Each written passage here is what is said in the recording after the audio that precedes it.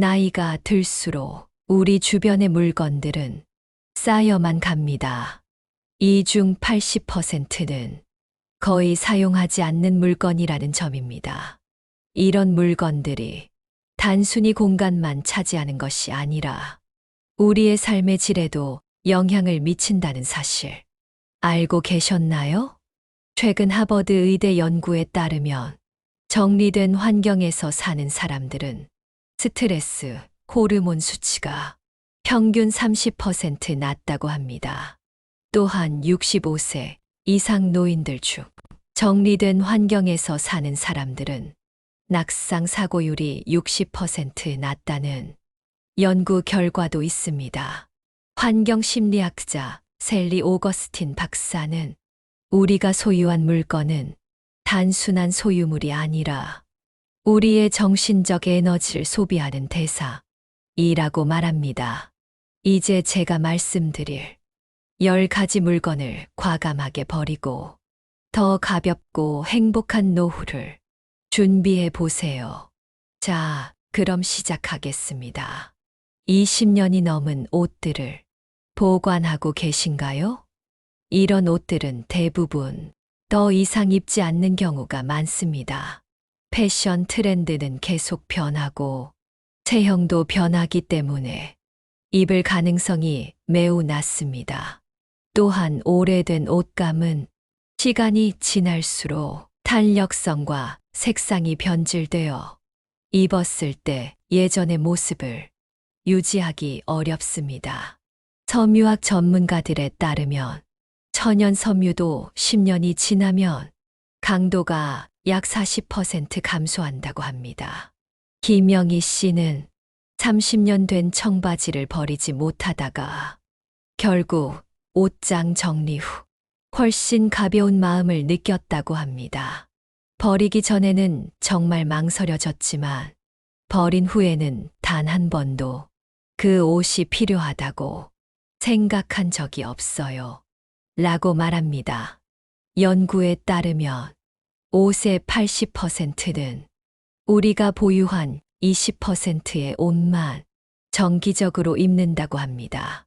이것은 파레토의 법칙이라고도 불리며 대부분의 소유물에도 적용됩니다. 특히 오래된 속옷과 양말은 탄력을 잃고 위생적으로도 좋지 않습니다.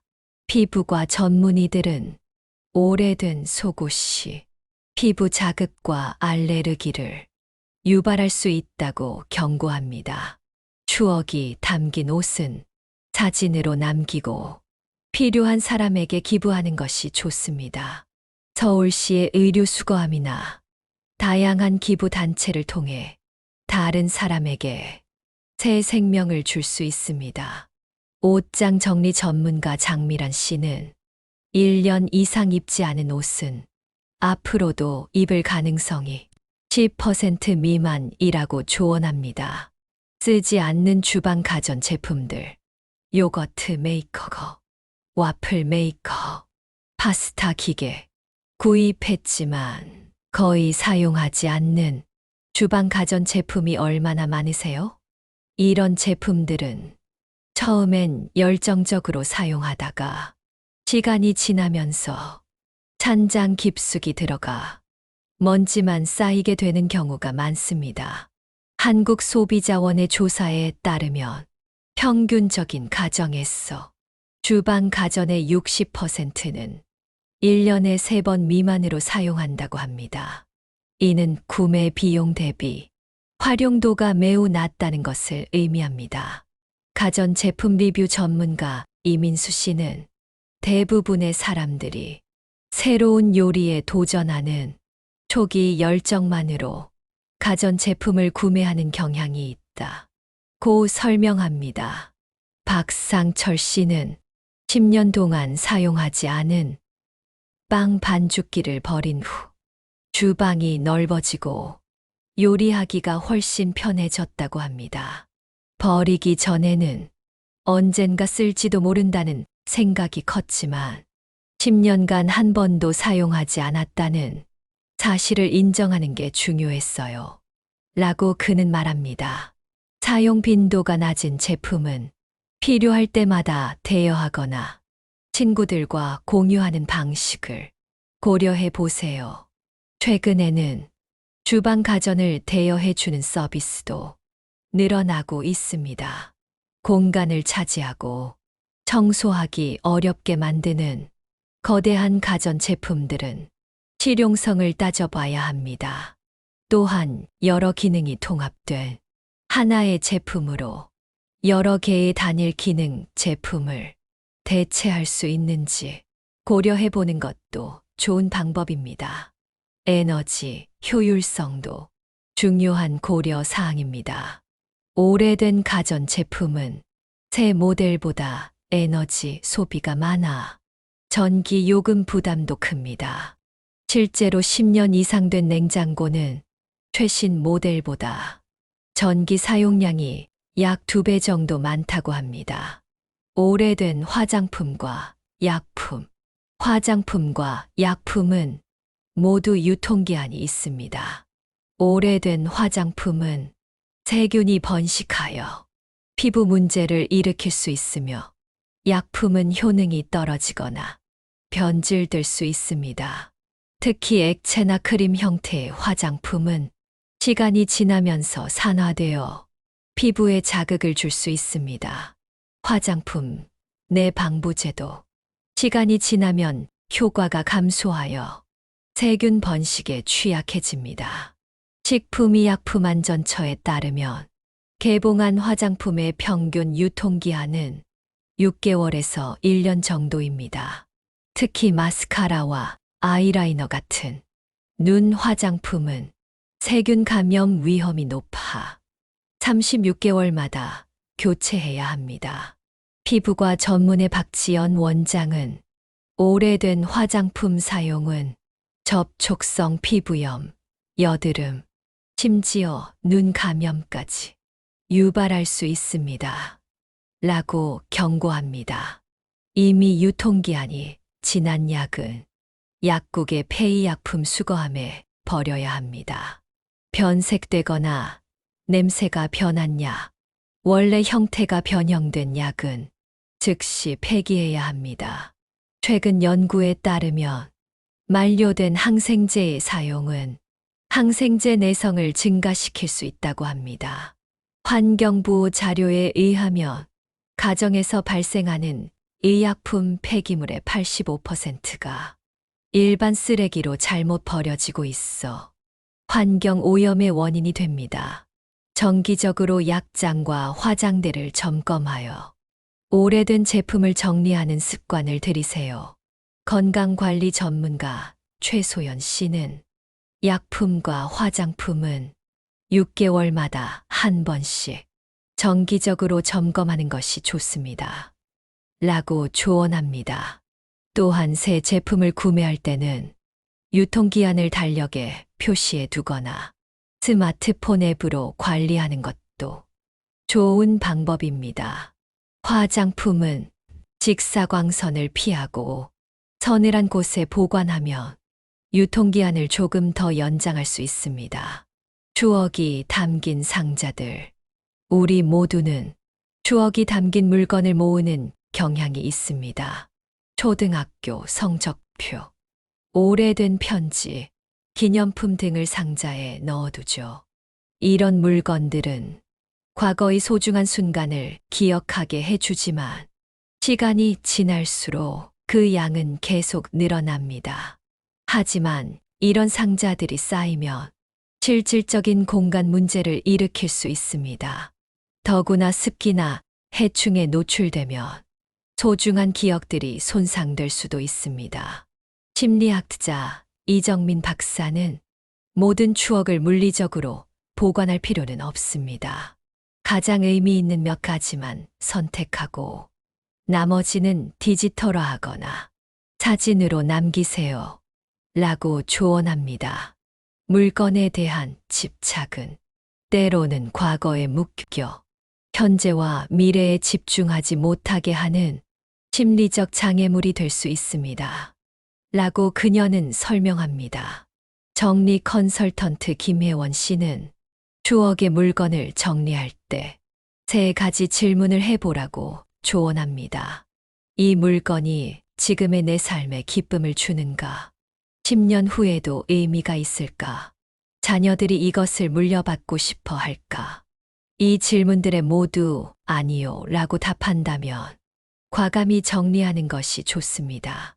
최근 설문조사에 따르면 65세 이상 노인의 78%가 물건을 정리하지 못해 어려움을 겪는다고 합니다. 또한 자녀들의 69%는 부모님이 남길 많은 물건을 처리하는데 스트레스를 느낀다고 합니다. 자녀들에게 부담을 주지 않기 위해서라도 미리 정리하는 것이 좋습니다. 중요한 가족 사진이나 문서는 디지털 스캔 후 클라우드에 저장하면 공간을 차지하지 않으면서도 언제든지 볼 수 있습니다. 또한 의미 있는 물건들은 창의적인 방식으로 재활용할 수도 있습니다.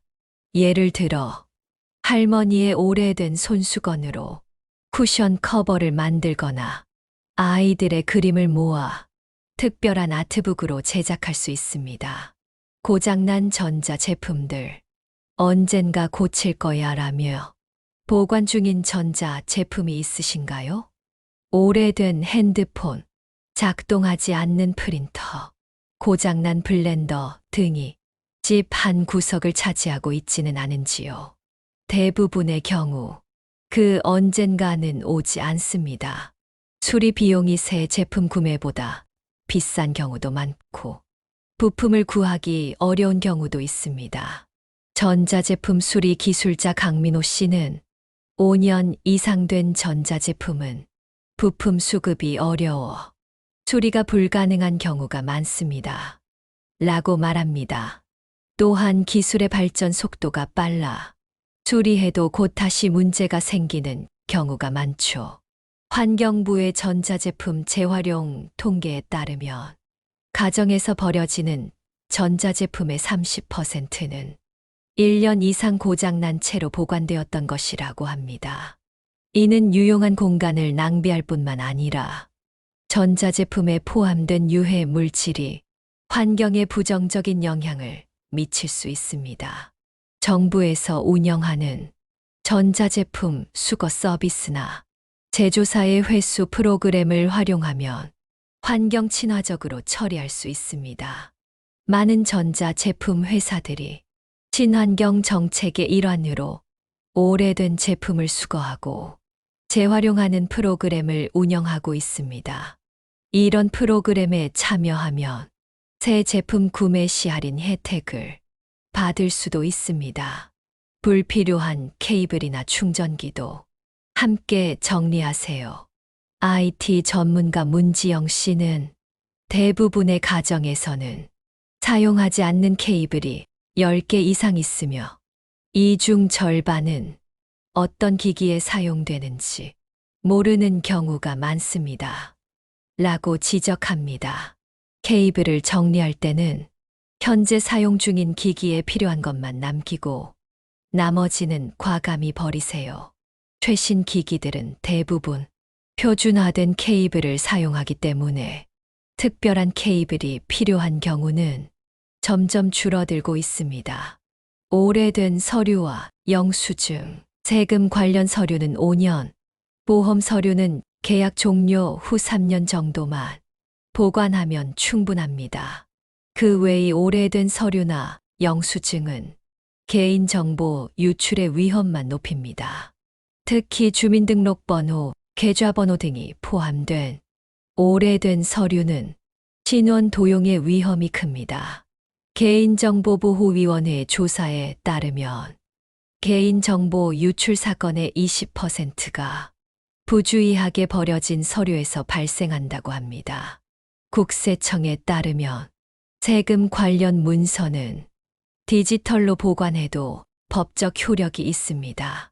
하지만 많은 사람들이 이런 사실을 모른 채 수십 년 된 영수증과 서류를 보관하고 있습니다.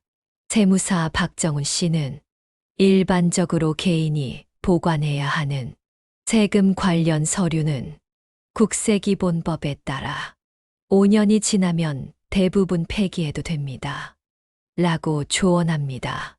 중요한 서류는 스캔하여 디지털 파일로 변환하고 원본은 안전하게 파쇄하세요. 서류 정리 전문가 이수진 씨는 스캔 후에는 반드시 파일명을 날짜와 내용이 명확히 드러나도록 저장하고 정기적으로 백업하는 습관이 중요합니다. 라고 강조합니다. 클라우드 서비스를 이용하면 언제 어디서나 접근할 수 있고 공간도 절약할 수 있습니다. 또한 자연재해나 도난으로부터 중요 서류를 안전하게 보호할 수 있습니다. 정기적인 서류 정리는 신원 도용의 위험도 줄여줍니다. 이런 정리 습관은 매년 세금 신고 시즌이나 새해가 시작될 때 정기적으로 하면 좋습니다.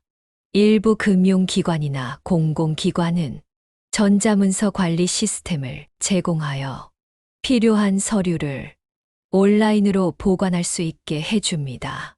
이런 서비스를 활용하면 종이 서류 없이도 필요할 때 쉽게 문서를 찾을 수 있습니다. 특히 코로나19 이후로 많은 기관이 전자문서화를 가속화하고 있어 종이 서류의 필요성은 더욱 줄어들고 있습니다. 사이즈가 맞지 않는 신발들, 언젠가 다시 신을 수 있을 거야. 라는 희망으로 보관 중인 신발은 대부분 그대로 방치됩니다. 작아서 발이 아프거나 너무 커서 불편한 신발 또는 오랫동안 신지 않아 변형된 신발들이 신발장을 차지하고 있지는 않은지요. 발건강 전문가들은 오래된 신발은 지지력이 떨어져 발과 무릎에 문제를 일으킬 수 있다고 경고합니다. 족부외과 전문의 김태영 박사는 발은 우리 몸의 기둥과 같은 역할을 하는데 지지력이 낮은 신발은 발뿐만 아니라 무릎, 엉덩이, 허리까지 영향을 미칠 수 있습니다. 라고 설명합니다. 족부의학회의 연구에 따르면 2년 이상 된 운동화는 쿠션이 50% 이상 감소할 수 있다고 합니다. 이는 운동 중 부상 위험을 증가시키고 발의 피로도를 높이는 원인이 됩니다. 최근 발건강 설문조사에서 응답자의 35%가 불편한 신발을 계속 보관한다고 답했습니다. 그 이유로는 비싸게 주고 샀다. 특별한 날에 신었던 추억이 있다. 언젠가 다시 맞을지도 모른다. 등이 있었습니다. 신발 정리 전문가 정유진 씨는 6개월 이상 신지 않은 신발은 앞으로도 신을 가능성이 매우 낮습니다. 라고 말합니다. 또한 신발은 오래 보관할수록 접착제가 분해되고 가죽이 갈라지는 등 품질이 저하됩니다. 라고 덧붙입니다. 신발장을 정리하면 공간이 확보되고 매일 아침 신발을 고르는 시간도 절약됩니다. 불편하지만 상태가 좋은 신발은 기부 단체를 통해 필요한 사람들에게 전달할 수 있습니다. 전국적으로 많은 재활용 센터와 복지 단체에서 깨끗한 상태의 신발을 기부받아 저소득층에게 제공하고 있습니다. 또한 일부 브랜드는 오래된 운동화를 수거하여 운동장 바닥재로 재활용하는 프로그램을 운영하고 있습니다. 오래된 침구류와 타월, 베개, 이불, 타월 등은 시간이 지나면서 세균, 진먼지 진드기, 곰팡이가 증식할 수 있습니다. 이러한 미생물들은 알레르기 반응이나 호흡기 질환을 유발할 수 있어 정기적인 교체가 필요합니다. 진먼지, 진드기는 육안으로 볼 수 없지만 우리의 피부 세포와 비듬을 먹고 살며 베개와 매트리스의 집단으로 서식합니다. 알레르기 전문의 김태우 박사는 베개는 12년 매트리스는 710년마다 교체하는 것이 좋습니다. 라고 권장합니다. 특히 알레르기나 천식이 있는 사람들은 더 자주 침구류를 교체해야 합니다. 라고 그는 강조합니다. 연구에 따르면 2년 된 베개의 무게 중 10%는 죽은 피부 세포와 진먼지, 진드기로 구성되어 있다고 합니다.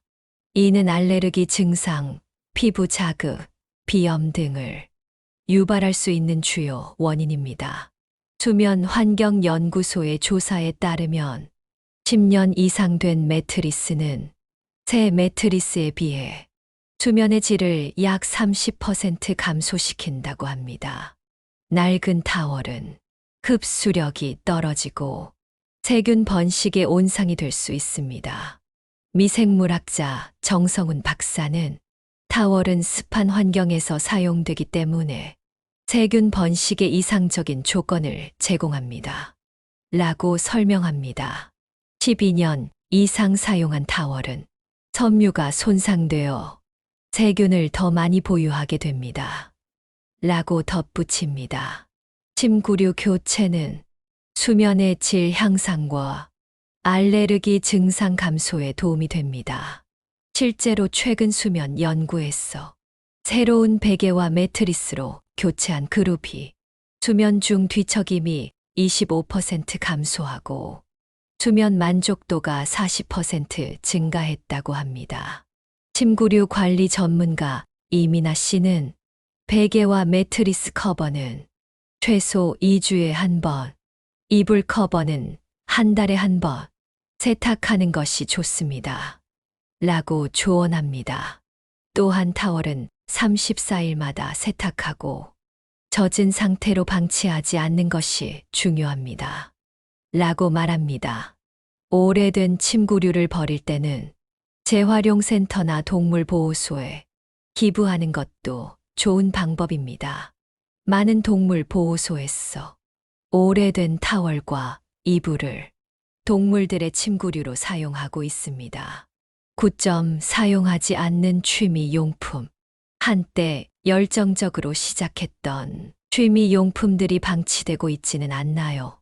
그림 그리기를 시작했다가 중단한 캔버스와 물감, 한두 번 사용한 뜨개질 도구, 오래전에 구입한 텐트와 등산 장비 등 사용하지 않는 운동기구, 악기, 미술용품 등은 상당한 공간을 차지합니다. 또한 이런 물건들은 대부분 저렴하지 않아 사용하지 않고 보관만 하는 것은 경제적으로도 낭비입니다. 여가 활동 트렌드 분석에 따르면 평균적으로 사람들은 새로운 취미의 65%를 6개월 내에 포기한다고 합니다. 취미생활 심리학자 박지원 박사는 많은 사람들이 취미를 시작할 때 필요 이상의 장비를 구매하는 경향이 있습니다. 라고 설명합니다. 초보자는 기본 장비로 시작하고 취미가 지속된다면 점진적으로 투자하는 것이 좋습니다. 라고 조언합니다. 물론 취미를 완전히 포기하라는 것은 아닙니다. 다만 12년 동안 전혀 사용하지 않은 취미용품은 앞으로도 사용할 가능성이 낮다는 점을 인정해야 합니다. 취미용품은 필요한 사람에게 판매하거나 기부하면 다른 사람에게 기회를 줄 수 있습니다. 요즘은 중고거래 앱이나 사이트를 통해 취미용품을 쉽게 판매할 수 있어 일부 비용을 회수할 수도 있습니다. 이미숙 씨는 10년간 사용하지 않은 뜨개질 도구를 지역복지관에 기부하여 노인 프로그램에 활용되고 있다고 합니다. 제가 사용하지 않던 물건이 다른 분들에게 행복을 주고 있다는 사실이 정말 기쁩니다. 라고 그녀는 말합니다. 일부 취미용품은 대여 서비스를 이용하는 것도 좋은 대안이 될 수 있습니다. 스키 장비, 캠핑 장비, 전문 카메라 등은 자주 사용하지 않는다면 구매보다 대여가 경제적입니다.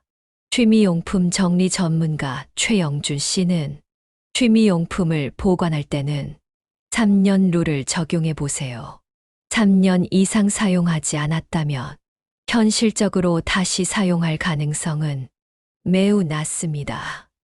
라고 조언합니다. 필요 이상의 그릇과 컵. 대부분의 가정에서는 실제 필요한 양보다 훨씬 많은 식기를 보유하고 있습니다. 주방 서랍을 열면 수십 개의 그릇과 컵이 빼곡히 쌓여 있지는 않나요? 결혼 선물, 기념품으로 받은 컵, 세트로 구매한 그릇 등이 어느새 주방 수납장을 가득 채우게 됩니다.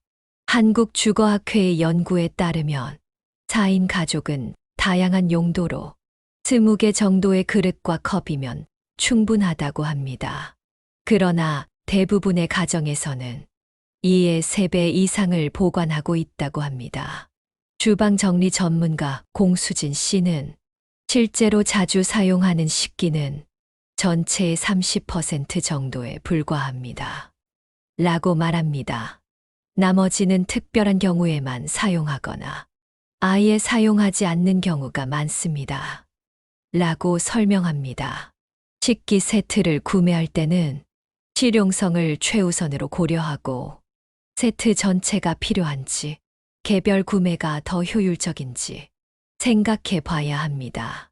사용하지 않는 그릇과 컵은 주방 수납 공간을 차지하고 청소와 정리를 어렵게 만듭니다. 또한 그릇이 많을수록 설거지해야 할 양도 늘어나 매일의 가사 노동을 증가시킵니다.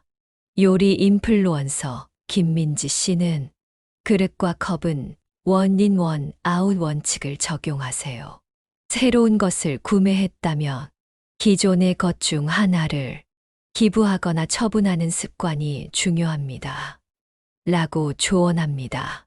특별한 모임을 위한 그릇이 필요하다면 일시적으로 대여하는 것도 좋은 방법입니다. 최근에는 파티나 특별한 행사를 위한 고급 식기 대여 서비스도 많이 생겨나고 있습니다. 환경적인 측면에서도 불필요한 물건을 줄이는 것은 자원 낭비를 줄이고 지속 가능한 소비에 기여합니다. 유리, 도자기, 플라스틱 용기 등은 재활용이 가능한 자원이므로 지역 재활용 센터에 기부하거나 적절한 방법으로 분리 배출하는 것이 좋습니다. 정리 전문가들은 주방 수납장을 정리할 때 1년 이상 사용하지 않은 식기는 과감히 정리하라고 권장합니다. 지금까지 65세 이전에 버려야 할 10가지 물건에 대해 알아보았습니다. 이런 물건들을 정리하는 것은 단순히 공간을 확보하는 것을 넘어서 심리적, 정신적 여유를 가져다 줍니다. 물건을 비운다는 것은 곧 마음을 비우는 것과도 같습니다. 정리 컨설턴트이자 베스트셀러 작가인 곤도 마리에 따르면 물건을 정리하는 과정은 자신의 가치관을 돌아보고 진정으로 소중한 것이 무엇인지 발견하는 과정이라고 합니다. 과학적 연구에서도 정리된 공간에서 생활하는 사람들이 스트레스, 호르몬 수치가 낮고 집중력과 생산성이 높다는 결과가 나타났습니다.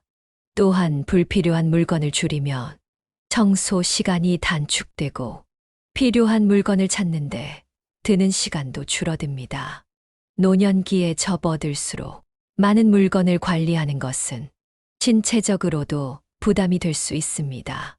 미니멀리스트 철학자 헨리 데이비드 소로는 삶을 단순화하라, 단순화하라, 단순화하라 고 했습니다.